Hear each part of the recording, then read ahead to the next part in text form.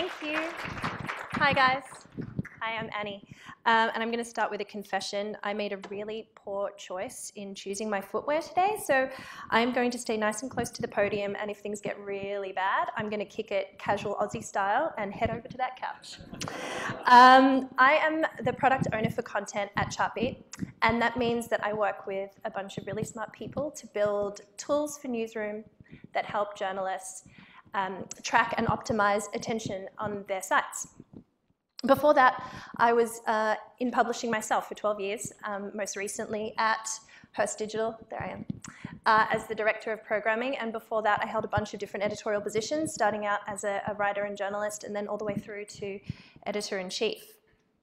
But I thought we would start with a game because it's Monday morning, and at least some of us had a late night last night.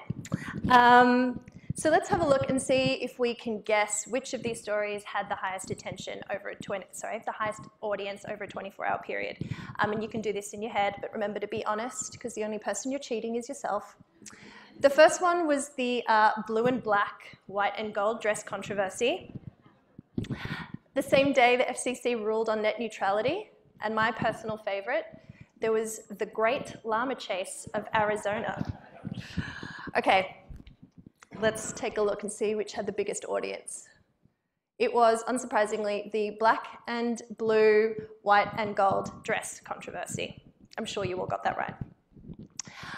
Okay, now I'm going to ask for a show of hands. Who thinks this story was also the most engaging? Oh, come on, I can't fool anyone. Yeah, thank you. Even if it's just for me. Throw some hands in the air. All right, let's have a look. It was actually the net neutrality story. So net neutrality articles had the highest total engaged time across the 50,000 domains that we track. And so what does that tell us?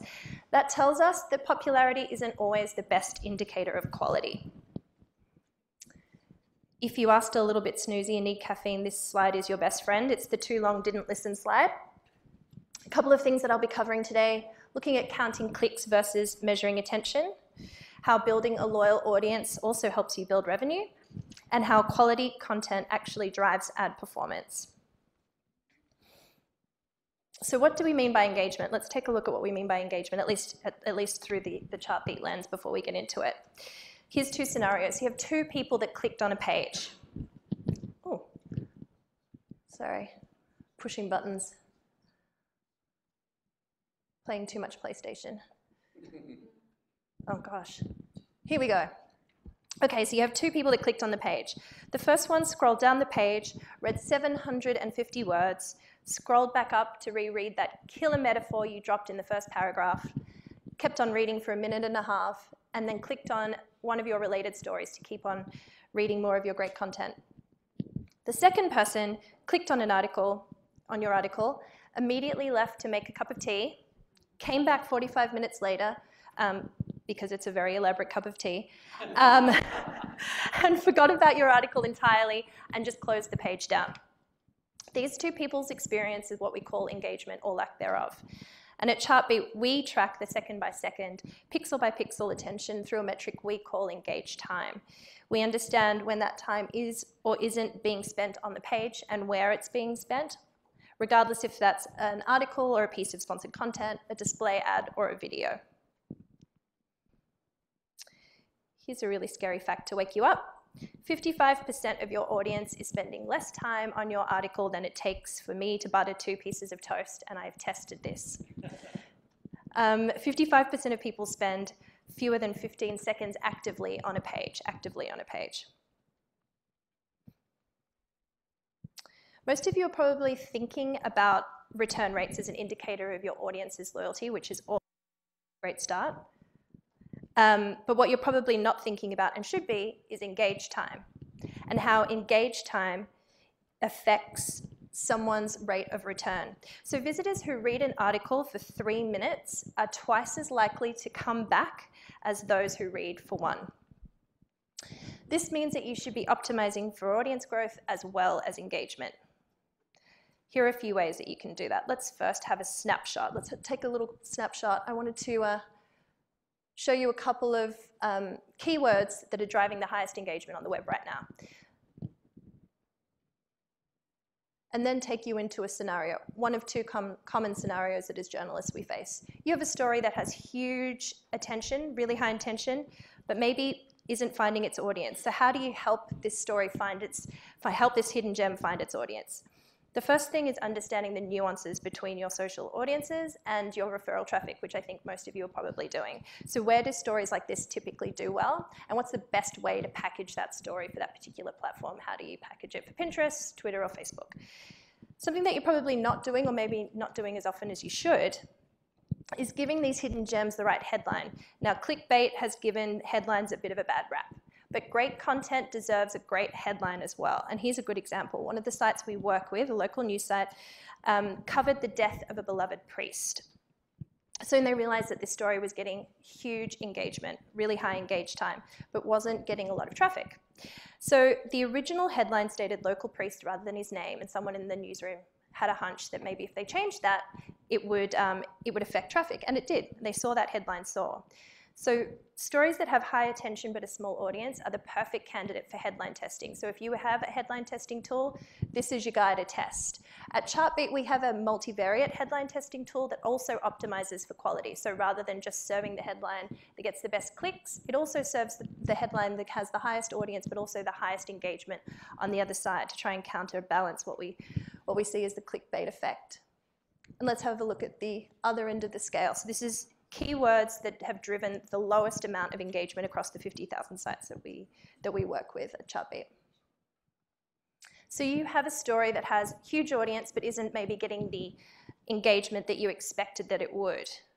If you have heat mapping tools, which are awesome, this is the perfect time to use it at Chartbeat. We have a heads-up display that lets you see a whole bunch of different engagement metrics on the page. And the most important of these for this particular scenario is scroll depth. How far are people scrolling? What are people seeing? And where are they leaving? And if there is an opportunity to curate the page, this is the opportunity to take that opportunity to curate the page. If you have elements that you can move around, do it.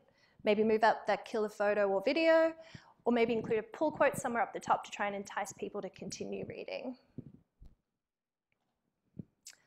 So now that we have taken a look at how engagement is important in building a loyal readership, let's look at how it impacts revenue. This is obvious but worth stating nonetheless. Excuse me. Quality content matters, and it matters whether it's paid content or editorial content, because if your goal is to have someone remember your content and your client's brand, you need them to be engaged, and that means you need them to read. The Financial Times wanted to answer 3 questions with their attention economy study, which we made in partnership with them. Excuse me. These 3 questions. Does the longer the time that a user is exposed to a digital ad result in an increase in brand perception? 2, is there a recommended minimum time that a user should be exposed to a digital ad that results in a significant uplift in brand perception? And 3, are there different lengths of time that a user needs to be exposed to a digital ad to change brand perceptions for different marketing objectives? And so here we can see that brand familiarity increases by 71% if an ad is seen for over 5 seconds. And when we look at measuring against the branding funnel, for all marketing objectives, an ad needs to be seen for 5 or more seconds to increase brand perception. And another thing we can see is that brand association and consideration marketing takes longer to shift than ad recall and brand familiarity. We can state confidently that the quality of written content has a strong effect on the performance of the ads beside it. And that kind of makes sense, right? It's logical. When you think about what it takes to serve a successful ad, was the ad loaded? Was it in view? Third, was it actually seen, and how long was it actually seen for? And those last 2 things are a question of engagement. So what does engagement mean for everyone's favorite topic, viewability? People who stay on a page for 15 seconds or more have twice as many viewable ads than those that do not. So I zoomed through this, guys, and I'm going to leave you with one thought before we go to some questions. As journalists and sellers, broadening your focus from just the click to what happens in between is not just a win for audience, but also for your clients. That's it. That's it for me. Thanks, guys. Questions? It's time for questions. Okay, hang on just a second. Hello.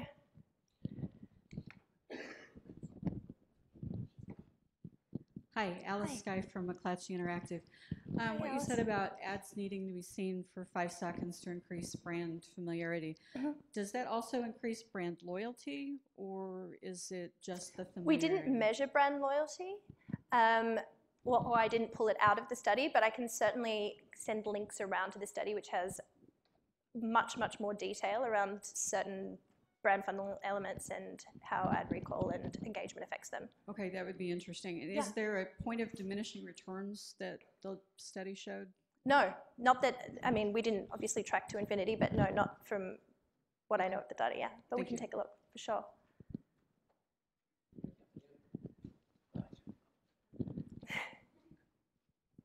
In addition to testing headlines, does your company also test email subject lines by news organizations? No, we don't. But that is definitely something we're looking at. Email is certainly an important part of every newsroom, or most of the newsrooms we work in. Trying to find our position and how we can kind of provide the most value is definitely something we're thinking about. Hello. Hi, Annie. I'm Jody Gersh with Gannett. We're a big Chartbeat user, hello. as you know, and you stole one of our employees, but that's okay. And she's wonderful. She's awesome. She is awesome. So obviously we're all in and we buy into the whole engaged time. Yeah. But I just have a question in terms of the advertising side, because I believe what you're saying, but it's been slower. We've gotten our journalists on board. It's been slower to get the ad partners on board. And I just wonder what work if Chartbeat's even doing any work in terms of trying to work with agencies and advertisers to get them to start thinking about engaged time versus clicks. Yeah, we are. Because we sort of have a bit of a supply and demand problem. So we are doing a lot of work, and we're actually doing a lot of work directly with brands. So we do spend a lot of time with agencies, but where we've found, I think, the most interest has been directly with brands. And it's been a little bit on the ad side. I think viewability is probably like the gateway drug for them into thinking beyond the click. I think then there are examples of brands that are interested in buying on CPH, or buying on time, which is obviously very exciting for us and kind of the dream. But they're also really interested in the notion of quality content. I think they've felt for a long time that they've spent a lot of money making content that isn't doing the job they hoped it would, but they don't understand what to do differently, or how to do it differently, or how to partner with publishers differently. So we're spending a lot of time and doing a lot of product research there. So yeah, we are doing a lot on the brand and certainly agency side. Hello. Hi, I'm Rami Kater, Al Jazeera. Thank you very much. Hi, Rami. So I always love analytics companies because you guys have a wealth of data. So whenever we talk about average numbers for engagement, all this sort of stuff, I'm curious, when you look at usage scenarios across the world, do you see distinct patterns in how people consume content in different places, maybe even the same article? Like, that sort of nuance is awfully powerful, just because people consume TV in different ways, radio, all that good stuff. The answer is yes and no. There are surprising things, and I'm going to do a terrible job of giving specific examples, so I promise to follow up. There are surprising kind of common threads that tie us all together, which are really interesting, and certain consumer behaviors that we all share, really unexpected ones actually. And then there are sort of these clusters, it's that kind of, there's not one spaghetti sauce, there's lots of different spaghetti sauces. So there are lots of different clusters of people who share very different types of engagement behaviors. Some of them are geographical. And we're actually, something that Chartbeat does very well is thinking about the content and the engagement on any given piece of content. And what we don't do as well is think about the people, so who are the audience and how are they engaging?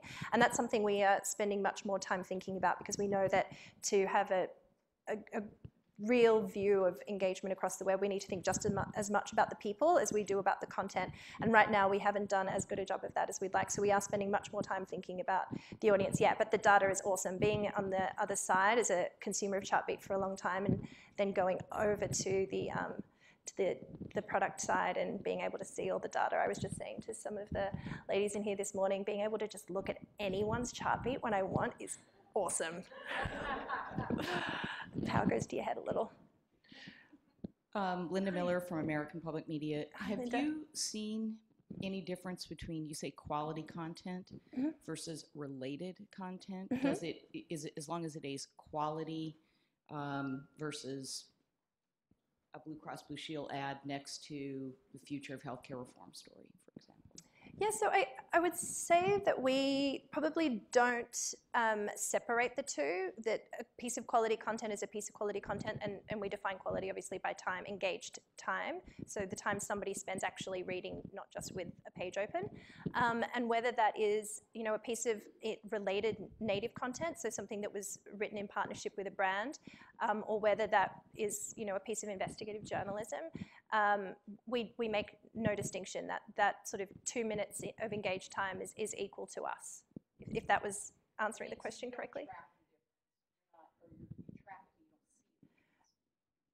We see a difference, but I guess we don't consider them to be different. Like, we understand that there are different stories because we know what they are, but we don't value the engagement in one or the other differently. Other questions? Video visual content versus textual content. Yes. It's a discussion a lot of people are having, no Sure. matter what kind of media company they are. Yes. And also sort of layered content, storytelling. Insights on those and where they sit now, especially for non-traditional video players. Thoughts?